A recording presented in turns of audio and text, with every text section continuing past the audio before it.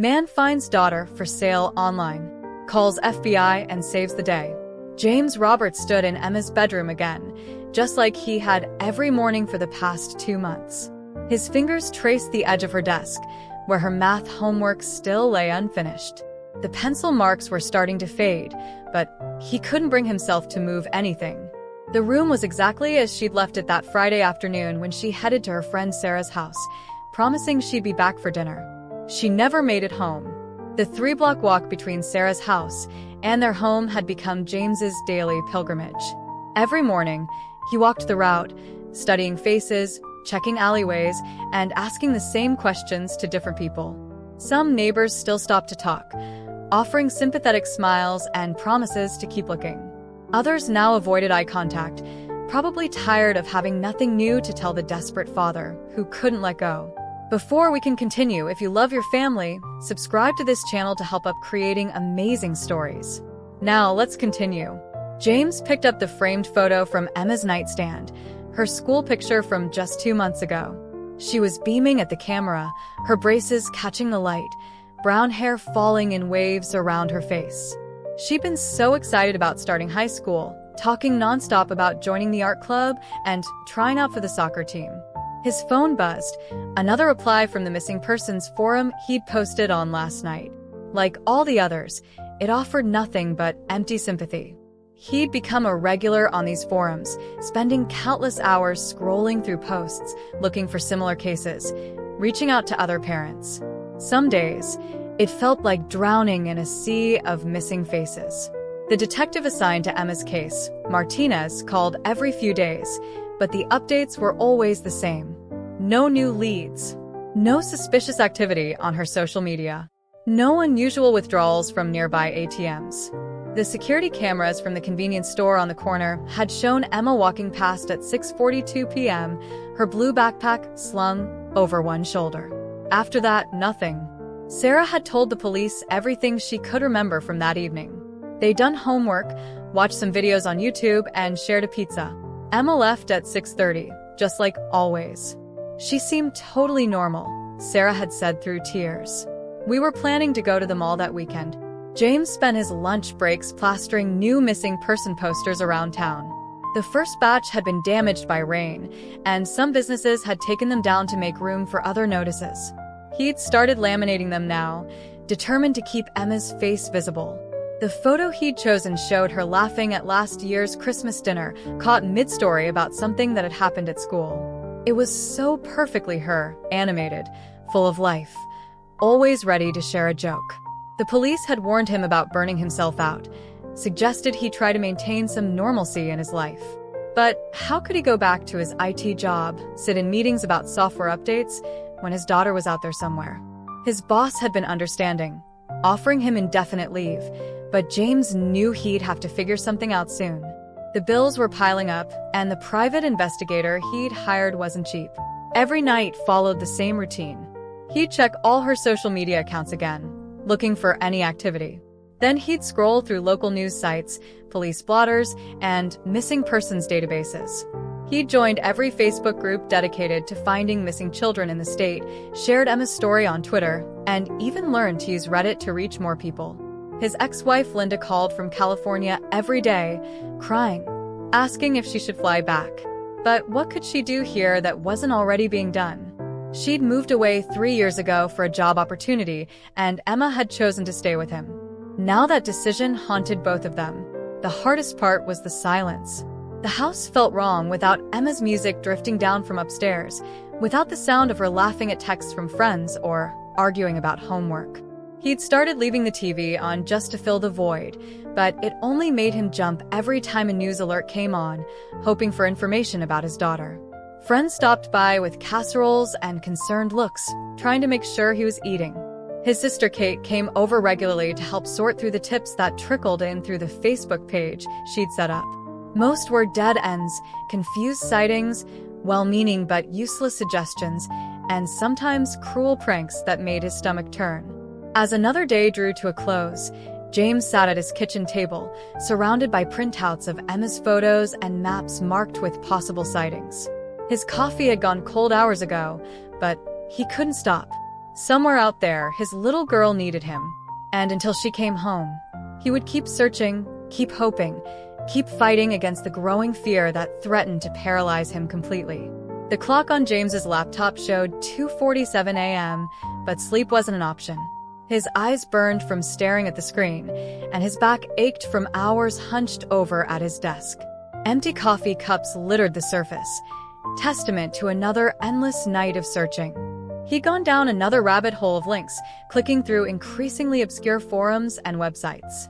Most were dead ends, missing persons databases he'd already combed through, outdated message boards, and social media groups that hadn't been active in months. But something kept him going, that familiar parental instinct that had saved Emma from countless skinned knees and broken hearts over the years. A link caught his eye, buried deep in a thread about missing teens. The poster claimed to know about underground marketplaces where traffickers operated. James's finger hesitated over the mouse. He'd read enough about human trafficking during his searches to know the statistics, to understand the horrible possibilities. The police had mentioned it as one possibility among many, but they'd focused their initial search on more common scenarios: runaways, custody disputes, local predators. The site loaded slowly, its dark interface making his eyes strain even more. Pop-up ads cluttered the screen, but behind them lay something that made his blood run cold. The marketplace looked like any other trading site at first glance, with categories and listings laid out in neat rows. But the categories weren't for electronics or furniture. His hands shook as he navigated through the pages. Each click felt like walking deeper into a nightmare. The listings were vague, using code words he'd learned about in his research. Ages disguised as product years. Locations hidden behind nonsense phrases. Photos blurred just enough to hide identities while showing what was being sold. James had to stop twice to run to the bathroom, his stomach heaving. But he couldn't quit. He'd seen too many stories about parents who'd found their children through sites like this, horrible as they were. He forced himself to keep scrolling, scanning each listing with growing dread. Then he saw it. The photo was deliberately obscured, like all the others, but he knew. He knew the way every parent knows their child, even in a crowd, even from behind, even in the worst photo. The girl in the image had Emma's slight build, her characteristic way of holding her shoulders. The listing was new, posted just hours ago. James's mind raced as he studied every pixel of the image. The girl wore different clothes than what Emma had disappeared in, but the height listed matched.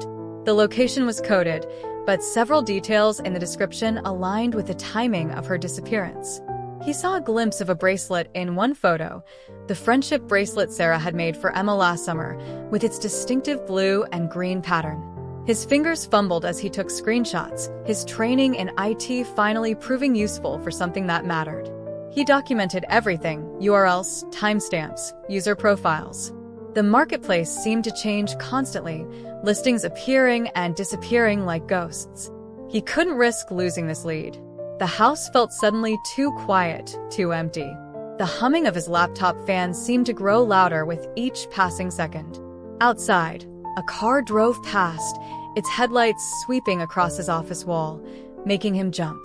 The reality of what he was seeing began to sink in, bringing with it a wave of emotions he couldn't process. Various scenarios played through his head. Should he try to contact the sellers himself? The thought made him sick, but wasn't that better than waiting? No, he'd read too many stories of parents who'd tried to handle things alone and lost their only chance at saving their children. These networks were sophisticated, dangerous. One wrong move could spook them into disappearing completely. He found himself staring at Emma's photo on his desk, the real Emma, smiling at her 13th birthday party. Ice cream on her nose, eyes crinkled with laughter, so innocent and full of joy. The contrast between that image and what he'd just found was unbearable. His daughter, his little girl who still slept with a stuffed elephant he'd given her when she was 6, who asked him to check under her bed for monsters until she was 12, though she'd swear him to secrecy about that. How could she be reduced to a listing on a trafficking site? The room started spinning. James gripped the edge of his desk, forcing himself to take deep breaths. He couldn't fall apart now. Emma needed him to stay focused, to make the right decisions. The wrong choice could mean losing her forever. He looked at the phone on his desk, knowing the next call he made could change everything. His hand was surprisingly steady as he reached for it, his mind clearing with terrible purpose. It was time to make that call. James's fingers trembled as he dialed the local police department's number, muscle memory from calling so many times over the past months. Officer Martinez picked up on the third ring, his voice groggy. It was just past 3 a.m., but James couldn't wait until morning. "I found something," he said, the words tumbling out. "I found her, Martinez. I found Emma." He tried to explain about the website, the photo, the bracelet, but his thoughts kept jumbling together. "Slow down, Mr. Roberts," Martinez said, sounding more awake now. "Start from the beginning." James forced himself to breathe, to organize his thoughts. He described the forum that led him to the site, the marketplace, the listing. His computer screen still showed the horrible truth, the blurred photo that he knew, deep in his gut, was his daughter. "I'm taking screenshots of everything," he said. "I can email them to you right now." Martinez's tone changed, becoming more cautious. "Mr. Roberts, these sites, they're complicated. We need special clearance even to investigate them. And honestly, our cybercrime unit is backlogged with cases." "Backlogged?" James's voice cracked. "This is my daughter we're talking about. She's on there right now being sold like... He couldn't finish the sentence. "I understand, but we have to follow proper procedures. These networks are sophisticated. One wrong move could spook them. And then dash. And then what?" James interrupted. "They'll move her? Isn't that better than letting them sell hers?" The words felt like glass in his mouth. Martinez sighed. "Let me make some calls. But, Mr. Roberts, you should contact the FBI. They have more resources for these cases, more experience. I'll send you the number for their human trafficking task force." James wanted to reach through the phone and shake Martinez, make him understand that every minute they waited was another minute Emma suffered. But he forced himself to stay calm, to thank the officer and write down the FBI number. The FBI hotline rang 4 times before someone answered. The agent introduced herself as Special Agent Chen, her voice sharp and professional even at this early hour. James started his explanation again, this time more organized, focusing on the key details. "I'm sending you everything I've found," he said, attaching the screenshots to an email. "The listing is still up, but I don't know how long it'll stay there. Please, you have to do something now." Agent Chen asked specific questions about the website, the listing, the photos. She wanted to know exactly how he'd found the site, what steps he'd taken to get there, what details made him certain it was Emma. Each question felt like it took hours to answer, though the clock showed only minutes passing. "Mr. Roberts," Chen said after he'd finished, "I need you to listen carefully. Do not attempt to contact the sellers. Do not try to arrange any kind of meeting or transaction. Do not share this information with anyone else, not even family members. Can you do that?" Yes, I'll do anything. Just please tell me you can help." James pressed his palm against his desk, trying to ground himself. "We're mobilizing a team now. I'm going to give you my direct number. Keep monitoring the listing, but do not interact with it in any way. If anything changes, if it disappears, or if you notice any new details, call me immediately." Relief flooded through James, making him dizzy. Finally, someone was taking action. But then Chen continued, her voice gentle but firm. "I need to prepare you, Mr. Roberts. These investigations are complex. We can't just rush in. That could put Emma and other victims in danger. We need to be strategic, careful. It might take time." Emma had already been missing for 2 months. How much more time did these people need? But James swallowed his frustration, knowing he had no choice but to trust them. "What can I do?" he asked, hating how helpless he felt. "Monitor the listing. Document everything. And Mr. Roberts? Try to rest. You need to stay sharp. We might need your help at any moment." Rest seemed impossible, but James promised he'd try. After hanging up, he stared at his phone, Chen's number now saved in his contacts. Help was coming, but as he looked back at his computer screen, at the blurred photo that had started this nightmare spiral of hope and fear, he wondered if it would come soon enough. Every click of the refresh button felt like playing Russian roulette.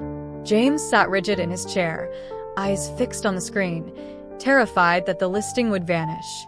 Agent Chun had called back an hour ago, explaining their technical team was working to track the site's origins. All he had to do was watch and wait. Waiting was torture. His mind kept spinning out scenarios, each worse than the last. The sun had started to rise, painting his office walls with a pale light that made everything feel surreal. He'd been staring at the same blurred photo for hours now, finding new details each time. The way she stood, slightly favoring her left leg, just like Emma did after spraining her ankle in soccer last year.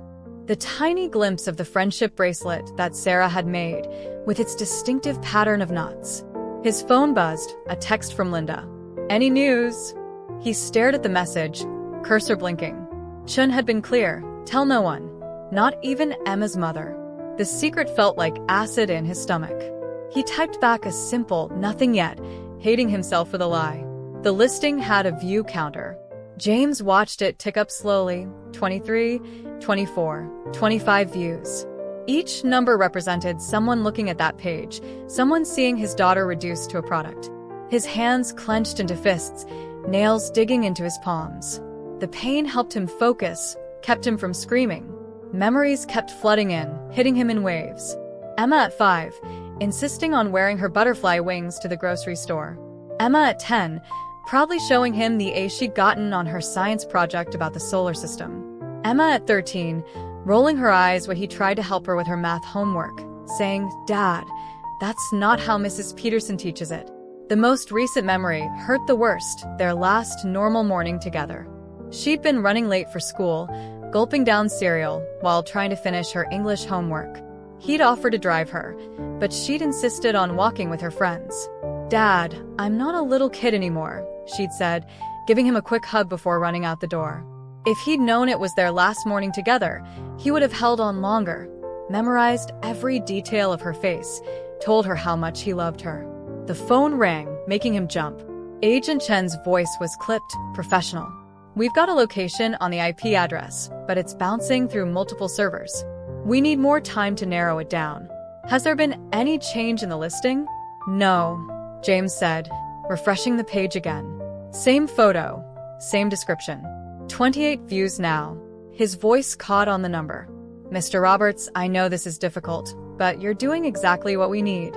Every minute that listing stays up gives us more data to work with." After hanging up, James forced himself to stand, his joints protesting after hours of sitting. He walked to the kitchen on shaky legs, knowing he should eat something. The breakfast dishes from that last morning were still in the drying rack. Emma's cereal bowl, her favorite mug with the cartoon cats. He hadn't put them away, as if leaving them out somehow kept a piece of their normal life intact. The coffee maker sputtered to life, filling the kitchen with its familiar smell. Outside, the neighborhood was waking up. He heard kids waiting for the school bus, their laughter floating through the window. A mom called out, "Don't forget your lunch." The normalcy of it all felt like a punch to the gut. Back at his computer, the view count had reached 30.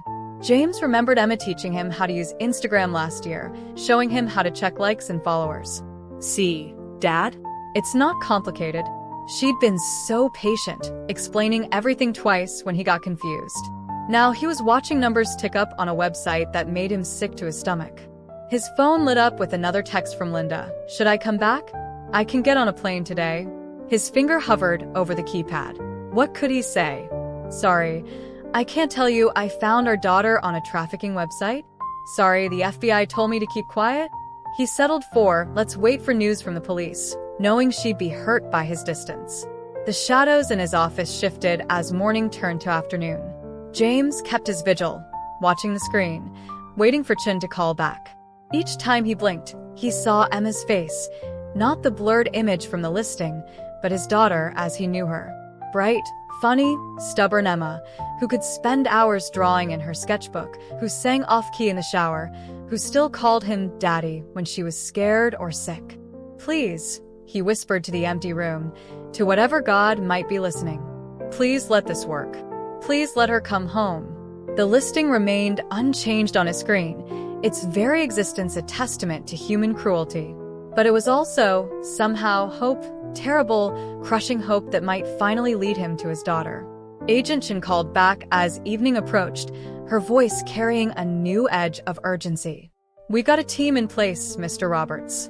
Our cyber unit has mapped out their network. We're setting up contact through an undercover operative." James gripped the phone tighter, his throat dry. "What does that mean exactly?" "One of our agents is posing as a buyer. We need to establish communication without spooking them. These groups are paranoid. They have strict protocols, security checks. One wrong move and they'll disappear." The word buyer made bile rise in his throat, but James forced himself to focus on Chen's words. She explained how traffickers used multiple layers of communication, encrypted messages, temporary chat rooms, anonymous payment systems. The FBI team had to mirror their methods perfectly to maintain their cover. "The good news is, we've traced their operation to within a 100-mile radius," Chen continued. "Bad news is, they're likely to move soon. These groups rarely keep victims in one location for long." James looked at his computer screen, where the listing still sat unchanged. The view count had passed 50. He'd memorized every visible detail of the photo, the way the light fell, the angle of the shot, even the blurred background that might hold clues about where Emma was being held. "Our agent has made initial contact," Chen said. "Now we wait for them to respond. This is the most critical phase, Mr. Roberts. Everything has to look natural. These people are experts at spotting law enforcement." The weight of what was happening pressed down on James's chest. Somewhere out there, an FBI agent was pretending to be interested in buying his daughter. The thought made him want to scream, to break things, to tear apart the world until he found Emma. Instead, he sat still, listening to Chen outline their strategy. Hours crawled by like years. James paced his house, phone clutched in his hand, jumping at every notification. Chen had promised to update him as soon as they made progress, but the waiting felt endless. He found himself in Emma's room again, touching her things, trying to feel close to her. Her calendar still hung on the wall, marked with plans that never happened. Soccer tryouts, Sarah's birthday party, a movie night with friends. Life frozen in time, waiting for her return. He sat on her bed, holding her pillow, breathing in the fading scent of her shampoo. The phone rang near midnight. Chen's voice was tight, with controlled excitement. "They've responded to our agent. They're asking for verification of funds. This is good. It means they're taking the bait." James closed his eyes, trying to process what she was saying. "How long before?" "We can't rush this," Chen cut in gently. "They'll run multiple checks on our buyer's identity. We've created a solid cover, bank accounts, transaction history, even a fake website. But they're careful. They'll test us, maybe for days." Days. More days of Emma in their hands. More days of not knowing if she was safe, if she was scared, if she was... He couldn't finish the thought. "Mr. Roberts?" Chen's voice softened. "I know this is hell for you, but we're closer than we've ever been. Our technical team is using this communication to narrow down their location. Every message they send gives us more data."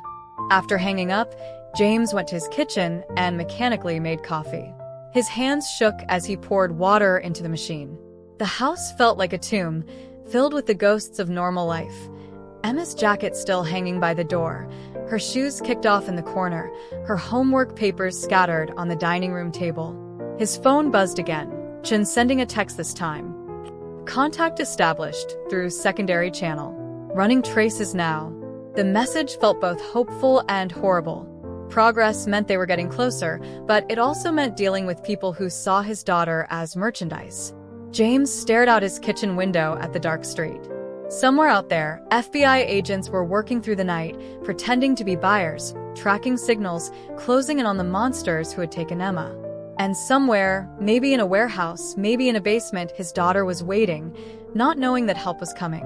He pressed his forehead against the cool glass of the window. "Hold on, baby," he whispered. "We're coming. Just hold on a little longer." The call came at 3:47 a.m. James had been dozing in his office chair when Chen's name lit up his phone screen. His heart jumped into his throat as he answered. "We've got them," Chen said without preamble. 3 possible locations, all within the same industrial park. "Teams are moving into position now." James sat up straight, suddenly wide awake. "You're sure? You found her?" We're as sure as we can be.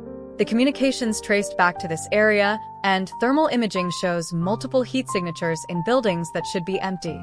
We're coordinating with local SWAT teams for simultaneous raids. The moment felt surreal. After months of searching, days of watching that horrible listing, hours of waiting for news, it was finally happening. James grabbed his keys before Chen could stop him. "I'm coming," he said, already heading for the door. "Tell me where." "Mr. Roberts." Chen's voice held a warning. "You know I can't let you anywhere near the operation. These people are dangerous. They'll be armed." "She's my daughter." His voice cracked. "I need to be there. "Please." A long pause. "Then, I'll send an agent to pick you up. You'll wait in a secure location, half a mile from the scene. That's non-negotiable." 20 minutes later, James sat in the back of an unmarked FBI vehicle, parked on a side street near the industrial park. The agent with him, a quiet man named Torres, kept checking his radio. Through the windshield, James could see other vehicles moving into position, police cars with lights off, SWAT vans keeping to the shadows. "They're getting into position," Torres murmured, listening to his earpiece. 3 targets. Building A is a warehouse. Building B looks like an old office complex. Building C is a storage facility. James stared into the darkness, trying to make out shapes beyond the streetlights. Somewhere in those buildings, Emma might be waiting. His hands clenched and unclenched in his lap, knuckles white with tension. The radio crackled. "All teams in position." Chen's voice, steady and professional. "On my mark." James held his breath. The night seemed to pause, everything suspended in that moment of anticipation. Then execute. The quiet exploded into action. Dark figures moved across the industrial park, converging on the buildings. James watched through the windshield, straining to see what was happening. Flashbangs lit up the night like lightning. The sharp sounds of breaking glass and splintering would carry it across the empty streets. Torres kept up a running commentary from his radio. Building A clear, 2 suspects in custody, checking basement level. Building B, resistance encountered, suspect down. Building C, movement detected. Each update made James's heart race faster. He pressed his hands against the car window, fighting the urge to run toward the buildings. The minutes stretched like hours as reports continued to come in. "Multiple victims found in Building C," Torres said, and James stopped breathing. "Basement level, young females, medical team moving in." "Emma?" James whispered, but Torres shook his head, still listening. Then Chen's voice cut through the radio chatter, got a match on the description. "Female, 14, brown hair. She's alive." "Repeat, we have her. She's alive." The world tilted. James didn't realize he was crying until he felt tears on his hands. Torres gripped his shoulder, steadying him. "They're bringing her out now," Torres said gently. "Medical team's going to check her over. Then we'll take you to her." Through blurry eyes, James watched the flashing lights of ambulances moving in. He could make out people being led from the buildings, some in handcuffs, others wrapped in blankets, supported by paramedics and FBI agents. "Dad." The voice came through Torres's radio, weak, shaky, but unmistakable. Chen must have let Emma speak into her comm unit. James grabbed the radio Torres held out. "I'm here, baby. I'm here. You're safe now." His voice broke on every word. "I want to go home. Soon, sweetheart. Let the doctors check you out first. I'll be there in a few minutes." He couldn't stop the tears now. "I love you so much, Emma. So much." Torres started the car, heading toward the staging area where medical teams were working. As they drove, James watched more police cars arrive, news vans starting to appear at the edges of the scene. But none of that mattered. Emma was alive. His daughter was coming home. The hospital corridor seemed endless. James followed the nurse, his footsteps echoing on the linoleum floor. They'd made him wait while doctors examined Emma, while specialists talked to her, while evidence was collected. Each minute felt like another small eternity. "She's very tired," the nurse explained softly, and a bit overwhelmed. "Try not to crowd her." She paused outside room 247. "She asked for you several times?" James nodded, unable to speak. Through the small window in the door, He could see a figure in the bed, looking smaller than he remembered. Emma's brown hair was pulled back in a messy ponytail, her hospital gown too big for her frame, and 4 lines ran into her left arm. When he opened the door, her head turned. Their eyes met, and the world stopped spinning for a moment. Emma's face crumpled, and suddenly she was crying, reaching out for him with shaking hands. He crossed the room in 3 steps, carefully gathering her into his arms. She felt fragile, like a bird with hollow bones, but her grip on his shirt was fierce. They clung to each other, neither speaking, their tears mixing together. "I'm sorry," Emma whispered finally, her voice muffled against his chest. "I should have let you drive me that day. I should have dashed. No, baby, no." James pulled back just enough to see her face, to brush the hair from her forehead. "None of this was your fault. Not one single thing." She looked different, thinner, with dark circles under her eyes that shouldn't be there at 14. A small cut was healing above her right eyebrow. But when she bit her lip, trying not to cry harder, she looked just like his little girl who used to crawl into his bed during thunderstorms. "The doctor said I can go home tomorrow," she said, wiping her eyes with the heel of her hand. "They just want to make sure." She trailed off, and James saw a shadow cross her face. He knew there were things she wasn't saying, horrors she wasn't ready to share. The medical report he'd glimpsed mentioned dehydration, malnutrition, bruises in various stages of healing. He pushed the thoughts away, focusing on what mattered. She was here. She was alive. She was coming home. They spent the night together in the hospital room. Emma drifted in and out of sleep, jerking awake sometimes with a panicked look until she saw James in the chair beside her. He didn't sleep at all, afraid she might disappear if he closed his eyes. The nurses brought extra blankets and coffee, moving quietly when they came to check Emma's vitals. Around dawn, a social worker named Maria stopped by, speaking softly about support services, trauma counseling, support groups for families of trafficking survivors. James took the pamphlets she offered, tucking them into his pocket for later. "Can Sarah visit?" Emma asked sometime in the morning, picking at her breakfast tray. She'd only managed a few bites of toast. "I miss her." "Of course she can," James said, heart aching at this small sign of normalcy. "She's been worried sick about you." "Everyone has." Emma nodded, then went quiet again. These silences worried James more than anything. His daughter had always been a chatterbox, filling any quiet moment with stories or questions or random thoughts. Now she seemed to retreat into herself, lost in memories he couldn't protect her from. Linda called, sobbing when James held the phone to Emma's ear. "Mom's flying in tomorrow," he told Emma after the call. "She can stay as long as you want." "Will things ever be normal again?" Emma asked later, staring out the window at the hospital parking lot. I don't feel like me anymore." James moved to sit on the edge of her bed, careful not to crowd her. "Things will be different," he said honestly. "But we'll figure out together. Whatever you need, however long it takes." She leaned against his shoulder, the way she used to when they watched movies together on the couch. "I kept thinking about home," she whispered. "About my room and my books and you. Even when they told me I'd never see you again, I didn't believe them. I knew you'd find me." The trust in her voice nearly broke him. He'd spent so many nights feeling like a failure, thinking he'd let her down. Now, holding his daughter as she slowly relaxed against him, James realized that finding her had been only the first step. The real journey, helping her heal, rebuilding their life together, learning to feel safe again, was just beginning. The first week home was the hardest. Emma couldn't sleep in her room alone, so James set up a makeshift bed on her floor. Every noise made her jump, car doors slamming, dogs barking, the neighbors' kids playing outside. The familiar sounds of their neighborhood had become potential threats. They developed new routines. James worked from home, setting up his laptop at the dining room table where Emma could always see him. She spent hours drawing in her sketchbook, dark, tangled images at first, then slowly, cautiously, adding bits of color. The art therapist said this was good, a way to process what words couldn't express. Linda stayed for a month, sleeping on the couch, making Emma's favorite meals that mostly went uneaten.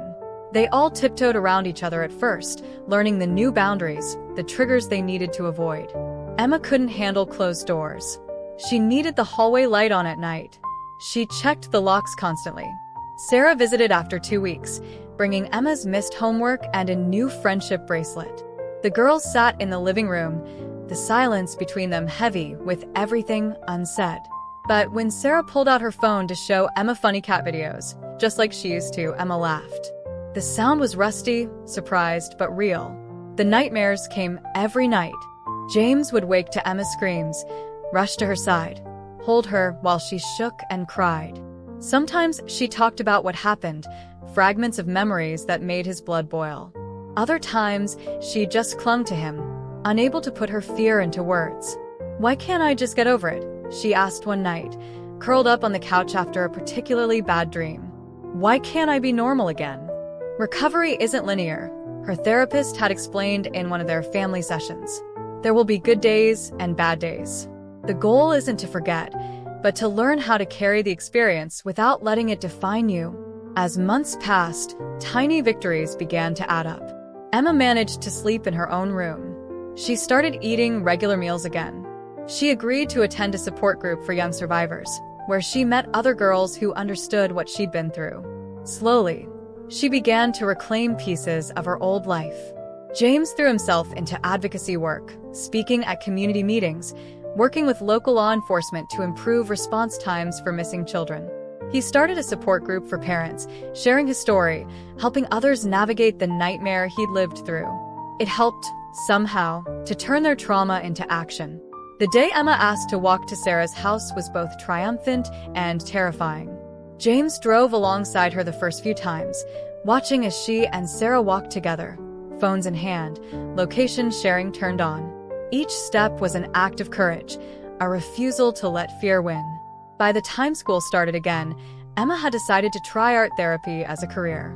"I want to help other kids like me," she told James, showing him her college research. Kids who need to find their voice again. Her sketchbook was full of bright colors now, healing expressed in vibrant strokes. They marked the 1-year anniversary of her rescue quietly. Emma baked cookies, something she'd started doing with Linda during recovery, finding comfort in the precise measurements and familiar routines. As they sat in the kitchen, sampling warm chocolate chip cookies, she said, "I'm not the same person I was before." James looked at his daughter, stronger now, but still carrying scars both visible and hidden. "None of us are," he replied. She nodded, understanding. "But maybe that's okay. Maybe being different doesn't mean being broken." The journey wasn't over. There would always be hard days, triggers they couldn't predict, moments when the past felt too close. But as James watched Emma laugh with Sarah over text messages, argue about homework, dream about college, normal teenage things that once seemed impossible, he knew they'd found their way back to light. Not to the life they had before, that was gone forever, but to something new, something built on survival and love, and the unshakable bond between a father and daughter who had faced the darkest night together and emerged stronger, changed but undefeated, ready to help others find their way home.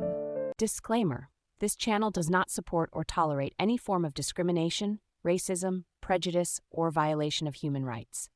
The stories presented here are original and created by the author with the aim of promoting reflection, awareness, and dialogue.